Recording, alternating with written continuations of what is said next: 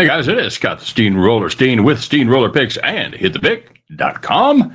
It is Hump Day, baby. It is the 30th of April. And yes, well, and pretty much for the next 6 weeks, we've got NBA playoffs to talk about. So before we do that, let's talk about yesterday, shall we? Had a little prop action. We had Banchero over 1.5 threes and Porzingis under 1.5 threes at plus 160. Took a little work on the part of Banchero as he picked up his fifth foul there in the middle of the third quarter, but he was able to come on late in a game that Orlando just absolutely pissed away in record time there in the second half, and he did make his Porzingis. I believe it was 0 for 4, 0 for 3 on the night, whatever it was 0 for, and that one got home for us. So we'll take that. On the premium side, we go 2 and 1. Had Indiana to win. Also had them to cover, and they did not do that. They got by the Bucks in overtime and got rid of Milwaukee. Jeez, how far they've fallen. And then we did pick up wins in the other one. We had Detroit plus 5.5 against the Knicks. They picked up the straight up win. And we had Denver plus 2, and they needed those points and not at all as they got out to an early first quarter lead and shut them down the rest of the way. So what we got cooked up for today, we're looking at Minnesota and Los Angeles. They're in the West again. The T-Wolves are catching 5.5, and we're going to take those points, guys. This has been the more consistent scoring team in this series. They've averaged 108.5 points per game. Really just put up one clunker where they lost 95 to 85 to the Lakers. In the other three games, they went 116, 116, and 170. Conversely, Golden State's averaged just 101 points per game, and they've eclipsed 104 just one time, and they've maxed out at 113.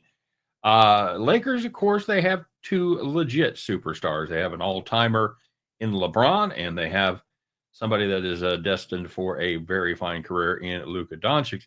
However, once you get past those two, 1 through 8, the Wolves are the better team. They've got three guys off the bench in Reed, DiVincenzo, and Alexander Walker that can absolutely microwave it and put some threes in the basket. Reed has been very good so far, and DiVincenzo made 250 threes last year, so these guys really can get it done.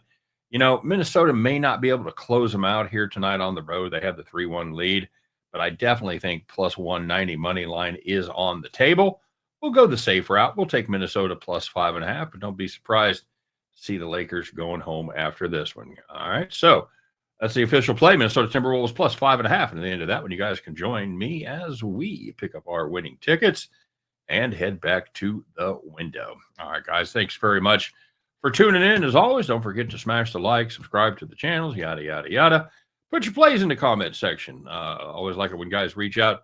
Let me know what they are on. And by the way, shout out to, I believe Captain Bry had the Royals team total under 3.5.